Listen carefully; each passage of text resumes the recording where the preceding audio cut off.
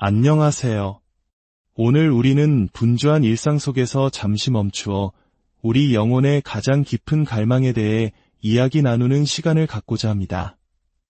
오늘날 많은 사람들이 종교를 떠나고 있다고 말하지만 역설적으로 그 어느 때보다 깊은 영적인 연결과 삶의 의미를 찾고 있습니다. 우리는 어떻게 진정한 영적 능력을 경험하고 공허한 마음을 채울 수 있을까요? 이 심오한 질문에 대한 답을 찾기 위해 우리는 신약 성경 갈라디아서의 한 구절을 함께 묵상해 보고자 합니다. 사도 바울이 갈라디아의 성도들에게 보낸 이 편지는 단순한 편지가 아니라 믿음의 본질을 잃고 방황하던 이들을 향한 뜨거운 사랑과 안타까움이 담긴 외침이었습니다. 오늘의 말씀이 여러분의 마음에 평안과 지혜를 가져다 주기를 소망합니다.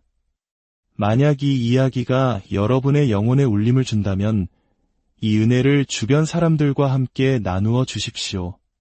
하나님의 말씀이 더 널리 퍼져나갈 수 있도록 돕는 귀한 행동이 될 것입니다. 또한 구독을 통해 앞으로 이어질 깊은 묵상의 여정에 동행해 주신다면 더 없는 기쁨이겠습니다. 이 시간을 통해 듣는 모든 분들에게 하나님의 크신 축복이 함께하기를 기도합니다. 이제 갈라디아서 3장 1절에서 5절까지의 말씀을 들어보겠습니다. 어리석도다 갈라디아 사람들아, 십자가에 못 박히신 예수 그리스도께서 너희 눈앞에 밝히 보이거늘 누가 너희를 깨더냐? 내가 너희에게서 다만 이것을 알려 하노니 너희가 성령을 받은 것이 율법의 행위로냐 혹은 듣고 믿음으로냐? 너희가 이같이 어리석으냐? 성령으로 시작하였다가 이제는 육체로 마치겠느냐? 너희가 이같이 많은 괴로움을 헛되이 받았느냐? 과연 헛되냐? 너희에게 성령을 주시고 너희 가운데서 능력을 행하시는 이의 일이 율법의 행위에서냐 혹은 듣고 믿음에서냐? 이것은 하나님의 말씀입니다. 여러분, 사도 바울의 목소리에서 느껴지는 안타까움이 들리십니까? 그는 마치 사랑하는 자녀가 잘못된 길로 가는 것을 보는 아버지의 심정으로 외치고 있습니다. 어리석은 갈라디아 사람들아, 이 얼마나 강렬한 책망입니까?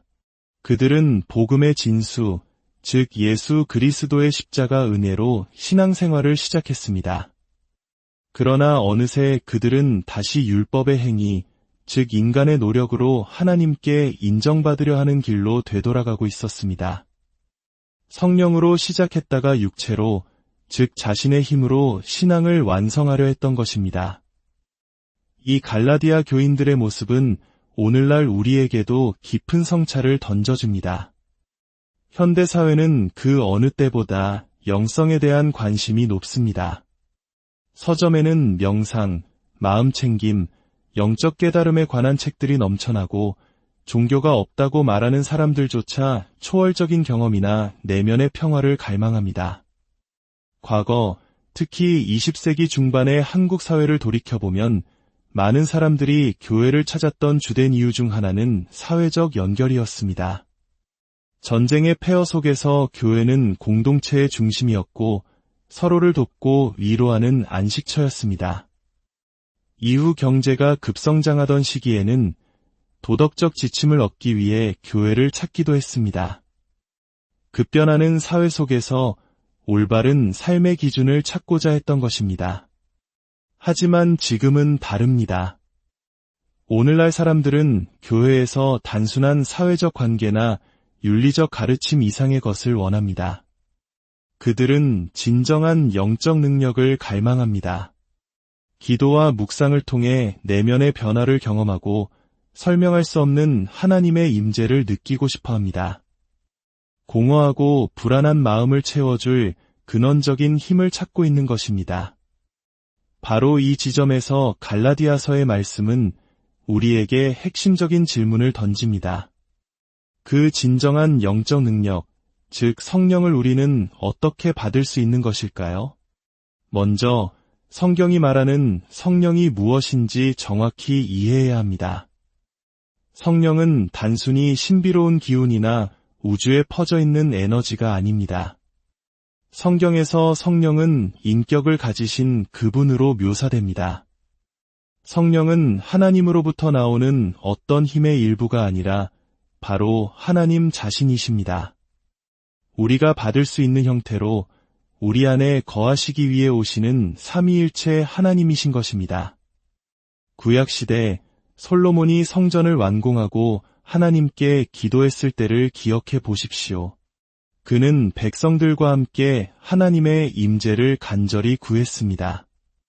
그러자 여호와의 영광이 성전에 가득 찼고 그 빛과 권능이 너무나 압도적이어서 제사장들조차 서서 섬길 수 없었다고 기록되어 있습니다. 이것이 바로 성령의 영광, 세키나 영광입니다. 하나님 자신이 그들 가운데 임하신 것입니다. 그렇다면 기독교인이 된다는 것은 바로 이 영광스러운 하나님, 성령님을 내 안에 모시는 것을 의미합니다. 이것은 다른 어떤 종교에서도 찾아볼 수 없는 놀랍고도 엄청난 약속입니다. 이것이 얼마나 엄청난 가치인지 한 가지 비유를 통해 설명해 보겠습니다. 톨킨의 소설 반지의 제왕을 아시는 분들이 많을 겁니다.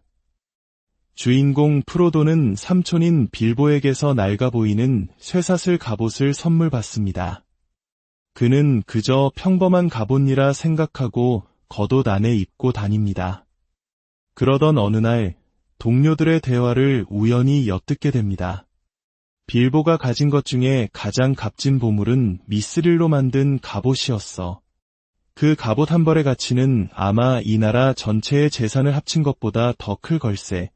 그 순간 프로도는 자신이 입고 있는 낡은 갑옷이 바로 그 전설의 미스릴 갑옷이라는 사실을 깨닫고 엄청난 충격에 휩싸입니다.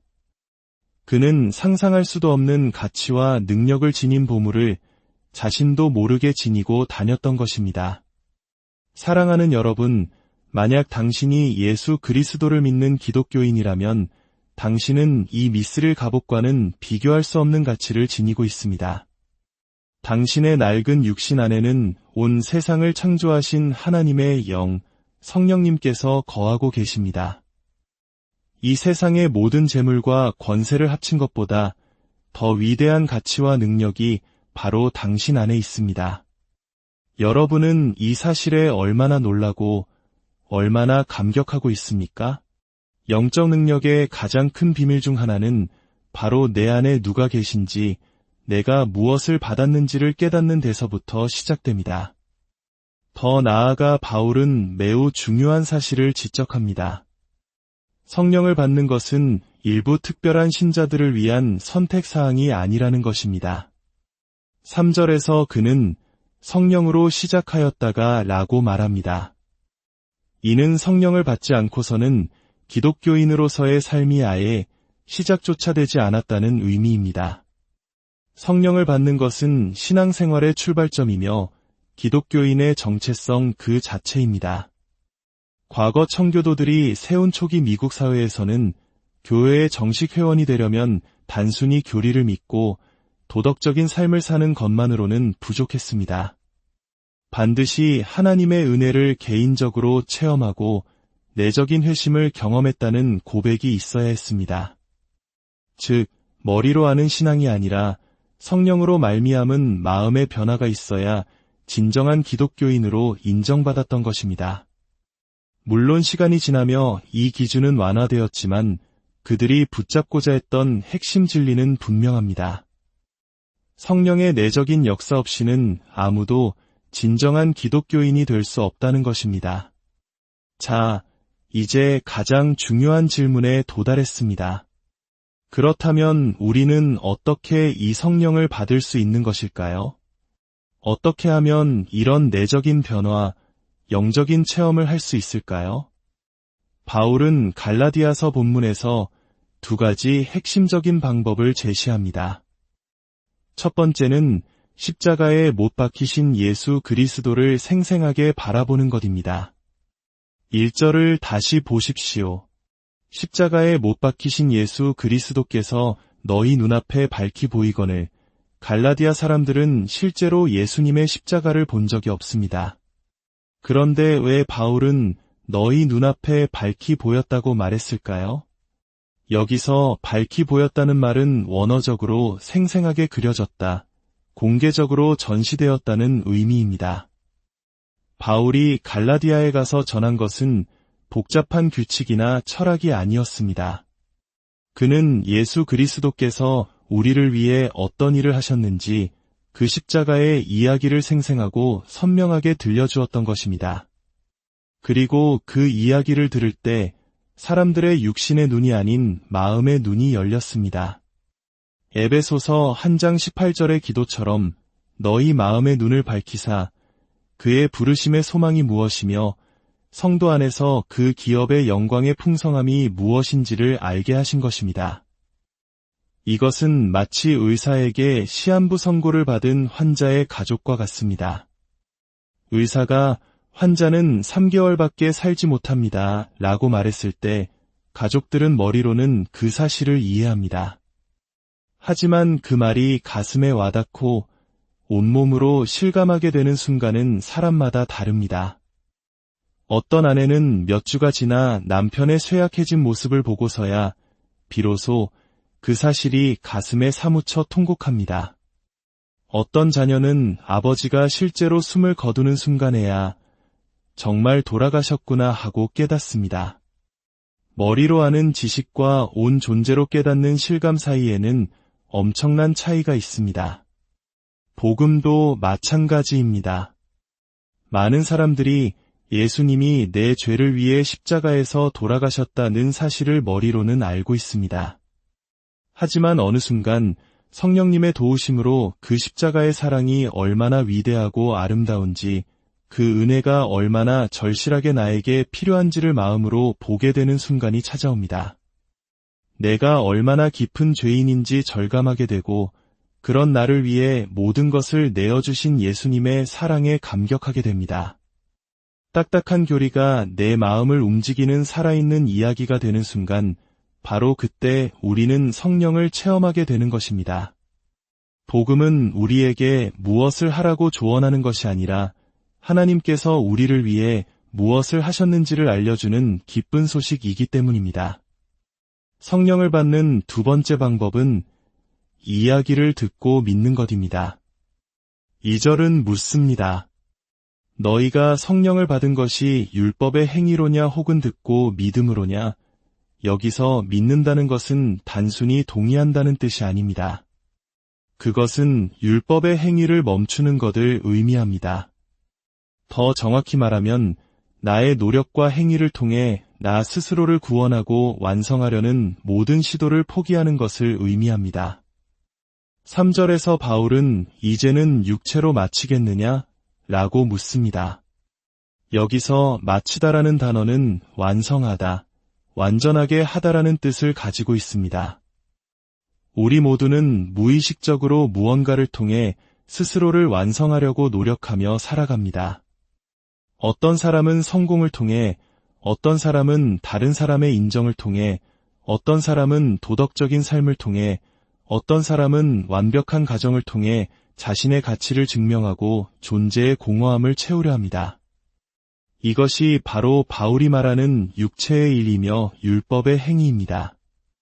그러나 십자가의 이야기는 우리에게 정반대의 진실을 보여줍니다. 너는 너 자신을 완성할 수 없다. 그러나 괜찮다. 예수 그리스도께서 이미 너를 위해 모든 것을 이루셨고 너를 온전하게 하셨다. 이 사실을 깨닫고 나 자신을 완성하려는 모든 헛된 노력을 내려놓는 것, 나의 죽음에 이르게 하는 그 행위들을 멈추고 오직 예수 그리스도 안에 서는 것, 그분 안에서 나는 이미 영광스럽게 완성되었다는 사실을 받아들이는 것, 이것이 바로 믿음입니다. 그리고 이 믿음을 통해 하나님의 영적 능력이 우리 삶에 부어지는 것입니다. 더욱 놀라운 사실은 이것이 단지 기독교인이 되는 순간에만 적용되는 원리가 아니라는 점입니다. 우리의 신앙이 성장하고 삶이 변화되는 비밀 또한 정확히 여기에 있습니다. 예를 들어 당신의 마음속에 아버지를 향한 깊은 분노와 미움이 자리 잡고 있다고 해봅시다. 당신은 하나님, 이 미움을 없애주세요 라고 기도합니다. 나는 용서할 거야, 나는 미워하지 않을 거야 라고 스스로에게 수백 번 다짐하기도 합니다. 그러나 좀처럼 변하지 않습니다. 이때 우리가 해야 할 일은 무엇일까요? 바로 우리가 처음 구원받았던 그 자리, 십자가 앞으로 돌아가는 것입니다. 탕자의 비유를 묵상해 보십시오. 아버지를 떠나 모든 재산을 탕진한 둘째 아들이 어떻게 다시 아버지의 품에 안길 수 있었습니까?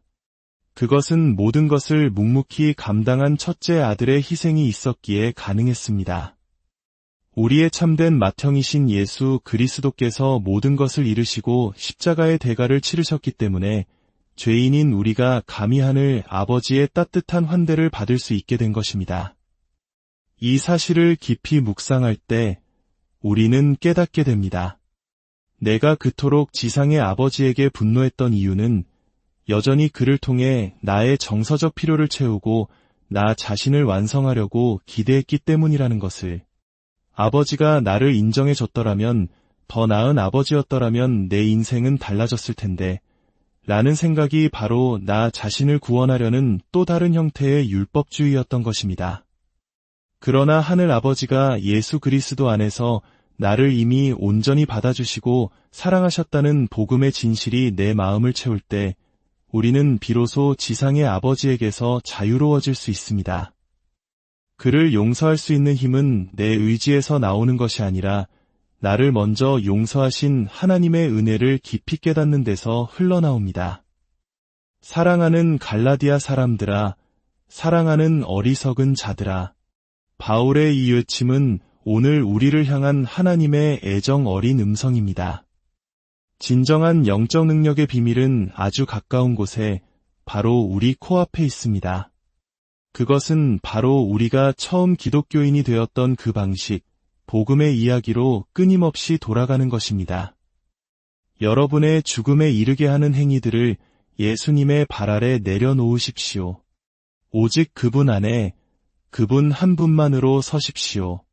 당신은 그 안에서 이미 영광스럽게 온전합니다. 함께 기도하겠습니다. 사랑의 하나님 아버지, 우리에게 성령을 보내주시어 우리를 당신의 자녀 삼아주시니 감사드립니다. 오늘 말씀을 통해 진정한 영적 능력의 비밀이 더 열심히 노력하는 데 있는 것이 아니라 우리를 위해 모든 것을 이루신 예수 그리스도의 십자가 이야기로 끊임없이 돌아가는 데 있음을 깨닫게 하시니 감사합니다. 우리 마음의 눈을 밝혀주시어 우리 스스로를 완성하려는 헛된 시도들을 보게 하시고 그 모든 자기 의존의 마음을 버리고 오직 예수님만을 신뢰하게 하옵소서. 이 복음의 능력이 우리의 매일의 삶 속에서 실제로 나타나 미움이 사랑으로, 절망이 소망으로, 무기력이 능력으로 변화되는 놀라운 역사를 경험하게 하여 주시옵소서. 주 예수 그리스도의 이름으로 기도합니다.